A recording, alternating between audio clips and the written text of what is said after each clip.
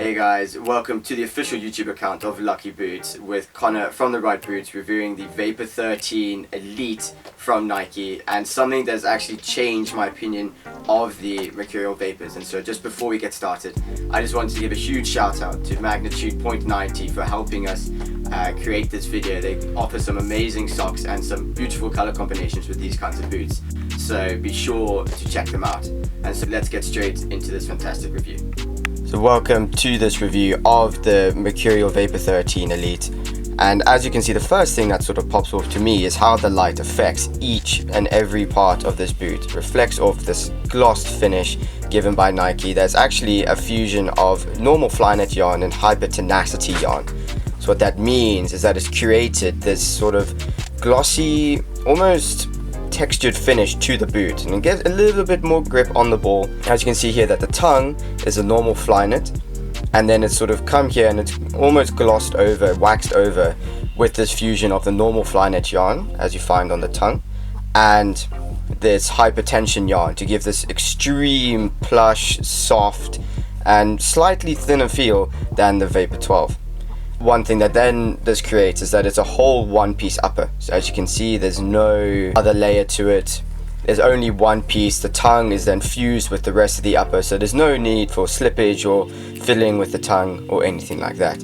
And what this then brings me to is this Merc sort of new, updated design that was seen on the Vapor 3, the green one. So you've got a checkered sort of assortment here at the back, and you've then got this Merc, if I can bring closer to the camera, that then almost is actually 3D off the boot, just so you know what you're wearing. And one of my favorite sort of features of this boot is this silver box here, and I'm not sure you can see it, but what it has is the coordinates to the Nike Design Center where this boot was designed. So a nice extra touch by Nike just at the back here.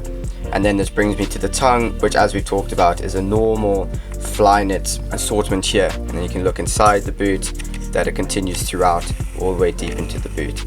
And then what I can also do is I can slightly grip the boot here and then take out the sole, and then what you can see in here is a slightly yellow grid pattern just coming along here. And what this means is that it matches on to the sole as well.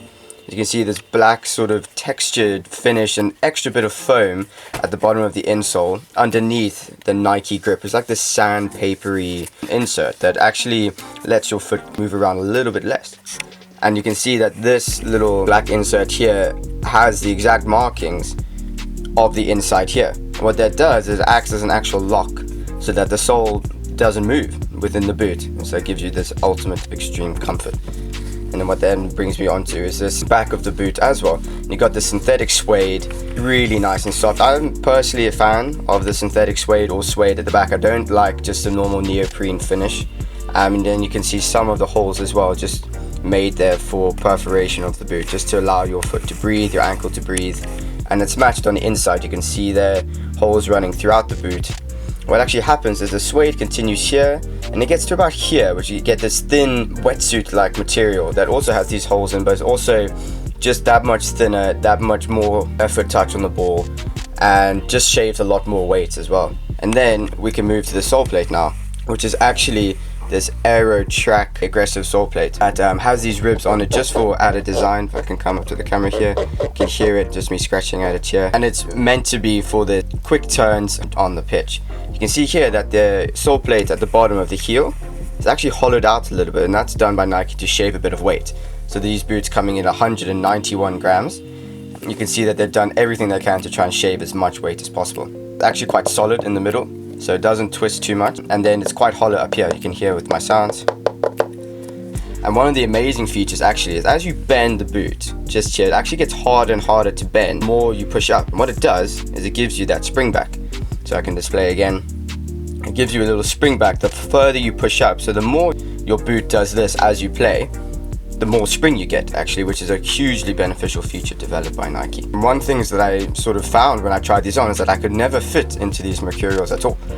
It took me quite a while after trying a few Mercurials to basically just say no, I can't, my foot is too wide. But because this upper is so soft and so malleable, all you have to do is loosen the laces, and what happens is that the boot actually starts to just mold to your foot. It actually can cater for those who have a foot on the wider side of boots, as well as narrow-footed players. And I still would recommend this boot for narrow-footed players, but if you have a slightly wider than normal boot, this is the new Mercurial for you, I can promise you that.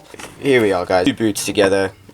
Nike Mercurial Vapor 13. In sum, has the thinnest Nike skin ever on a boot. It's honestly, you can feel every touch of the ball, but it's not super uncomfortable that it's too thin, then you get this sort of uncomfortable pinning sensation, but it's just thin enough that it can mold around your foot and be easily malleable. And as a result, you get this lockdown of responsiveness from this one piece upper, tying everything together just to mold exactly to your foot. And honestly, having tried these on, I'm very tempted to get a pair for myself, so I'm absolutely privileged to be reviewing these on Lucky Boots' YouTube channel, and I hope that I'll be able to try these out one day myself. Thank you so much for watching the video, and thank you to Lucky Boots for allowing me again to review these boots, and for Magnitude .90 for allowing us to make this video. And honestly, if you're on the wider side of with your feet and in terms of playing, these are honestly a serious condition. I mean, there's some crazy sales going on, and especially at Lucky Boots. So be sure to check out his page and to see what kind of bargains you can get with these kinds of boots. Thank you.